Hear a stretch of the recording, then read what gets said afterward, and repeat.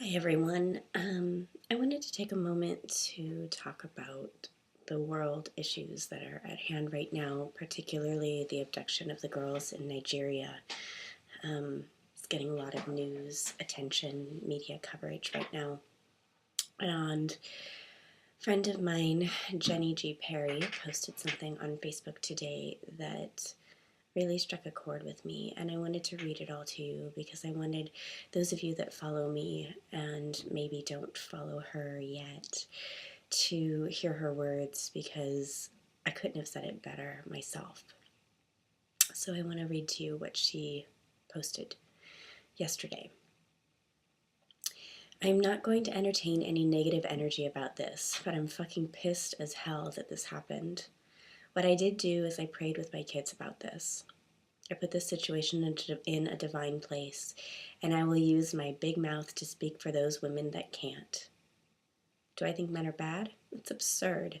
Men rock, just like we do. Men that do things like this are misguided, disconnected, and do not operate from the same space I do. I'm sending love to these girls. In all honesty, I prayed for the men who did this. I prayed that God filled their hearts. When you know a higher power loves you in the highest way, you love. Don't care what religion you are, message is the same. I can go to anger, fear, and powerfulness. Or I can go to my goddess warrior side and keep speaking my truth and envisioning this working out. Thank you, Jenny, for posting that. It's well phrased, like you usually are, extremely articulate. And I just want to reiterate the importance of not going to the negative space. Bad things happen all the time in this world, and we can fixate on them, and we can hash it out, and we can analyze, and we can lose sleep over it. Or we can acknowledge that those things exist, and we can focus on being the change, and being the awareness, and being the shift. This doesn't take away from all the other aspects of Nigeria and things that are going on in Africa right now that may be the real reason that the U.S. is stepping in and assisting or aiding in the finding of these girls. It doesn't bring back the thousands of lives that have been murdered. It doesn't bring back the boys that were burned alive a few months ago by the same group. It doesn't change any of that. I get that. And my heart aches for every single one of those lost lives, whether it's from this group or from another one. And the countless lives that are going to be lost probably in the finding and the returning home of these girls. But what I will speak out about, just as Jenny will, and what I will stand in solidarity for, is the fact that we have got to shift. We have got to start coming from a place of cultivated, active compassion and kindness. We have got to stop treating our women and our girls like property.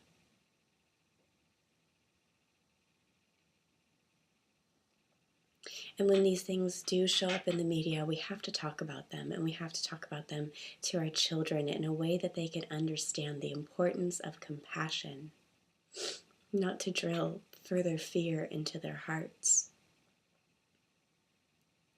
Focusing on one cause doesn't take away or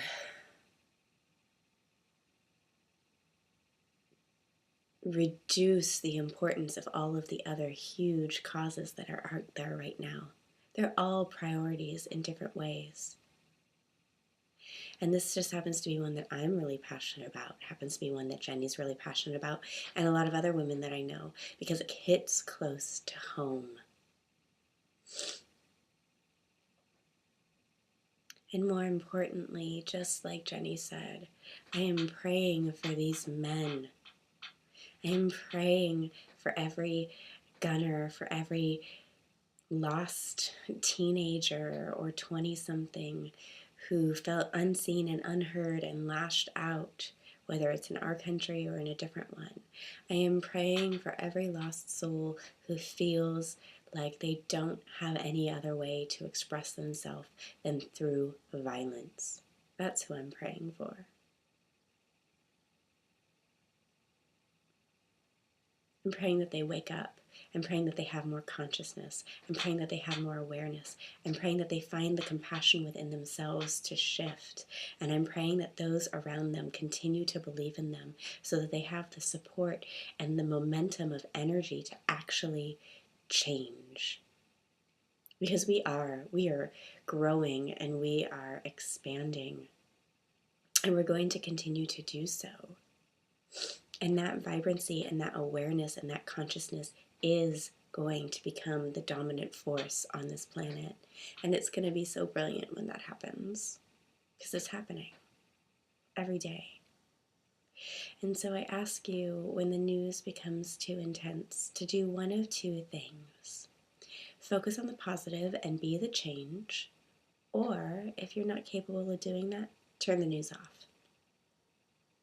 But don't wallow in the sadness. Don't wallow in the grief. Don't get yourself buried under it. Because it doesn't help anybody.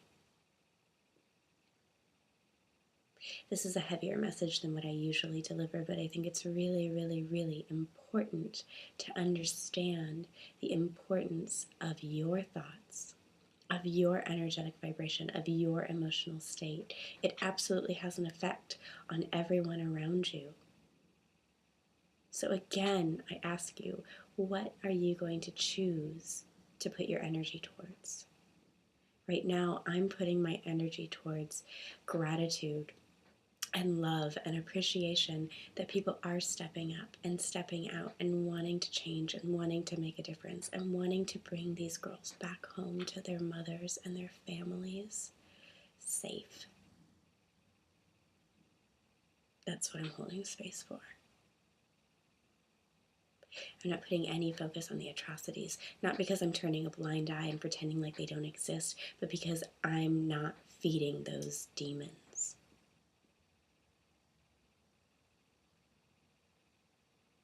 I'm watering the seeds of what it is that I want to grow, and I want to grow harmony and peace and compassion and awareness and kindness. Won't you join me?